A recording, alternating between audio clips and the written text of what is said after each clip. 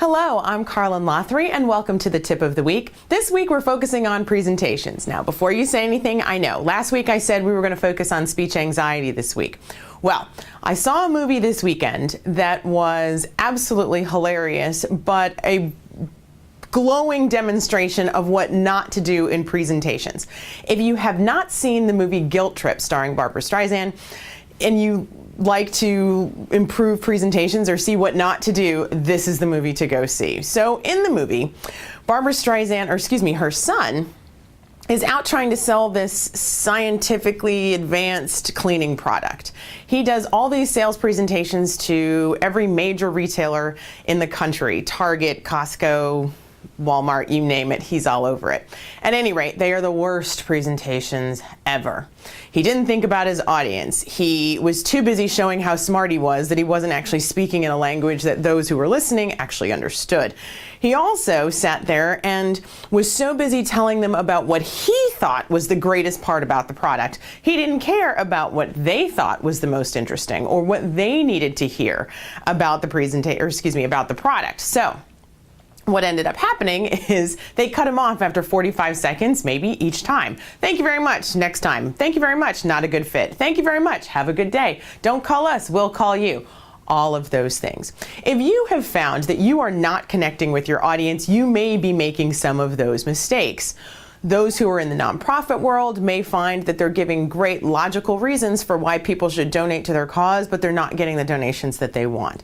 Those who are giving updates may not find that their supervisors aren't jumping on board with what they think or where they think a project is at the time. Or those making recommendations may find that people are very hesitant to come along with their recommendations because they haven't quite hit the mark. Well, if you feel like that has been you at any point in time, really go see the movie Guilt Trip, because this is absolutely a list of all the things you shouldn't be doing and what it looks like and how people respond if you aren't paying attention to your audience.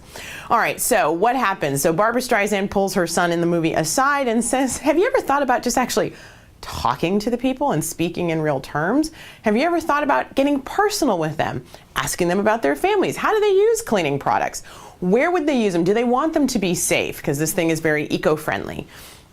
If it's something that really is safe and won't burn your skin, put it on your skin. If it's something that's so harmless you can drink it, drink it. Get real with them. That's what people care about. That's what I, who would use the product, would care about. So if you haven't put yourself in your audience's shoes, this is probably why you are not connecting exactly. Huge mistakes that they make. So here are some things that I'd love for you to do in your homework assignment for next week. As you are doing your presentation, whether that is making an ask for a promotion, making an ask for people to follow along, a donation, or just simply giving a status report as to where you are and you want people to believe that you're on top of things and you know what's happening and you have things moving in the right direction.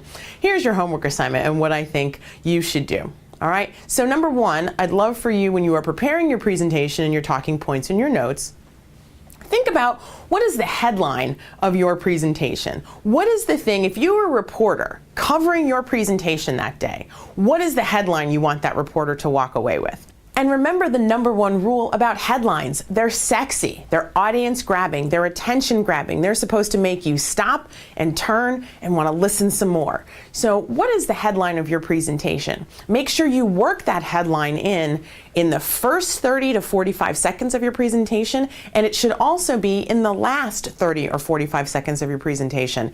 Even if it's only 5 minutes, it should be the first and last thing that you say. So people remember what you're talking about. They are connecting, and remember, that headline should be about what's in it for them, not what's in it for you. All right, so that's your homework for next week. If you have comments about it, and if it works for you, feel free to come back and number one, subscribe so that you can get other great tips every week. And then also leave your comments right here, or you can leave them on our Facebook page at Lothery & Associates, or shoot us an email. We'd love to hear from you and figure out what it is that's working best for you. All right, so next week we are going back to the original program. You will have a speech anxiety tip of the week next week. All the things to do to calm down, ease out, not go to sleep, but at least harness those butterflies that are rolling around in your belly so that you actually can use that nervous energy for the good and not sometimes for the evil that it brings about. Okay. Also, as promised, we have some webinar dates for the speech anxiety webinar. The live version will be here. The dates are on your screen. You'll see which one is live, and then there'll be a couple of rebroadcasts so you can get in on those. Please only sign up for one and only go in for one, because the others will be the recorded versions. Okay? All right. Well, thank you so much. I hope you had a tip that you found useful to you. And remember, your presentations are all about your audience, not about how smart you are, not about how much you want them to know, but it is about what they need to hear from you. Remember that, and you'll have a powerful presentation.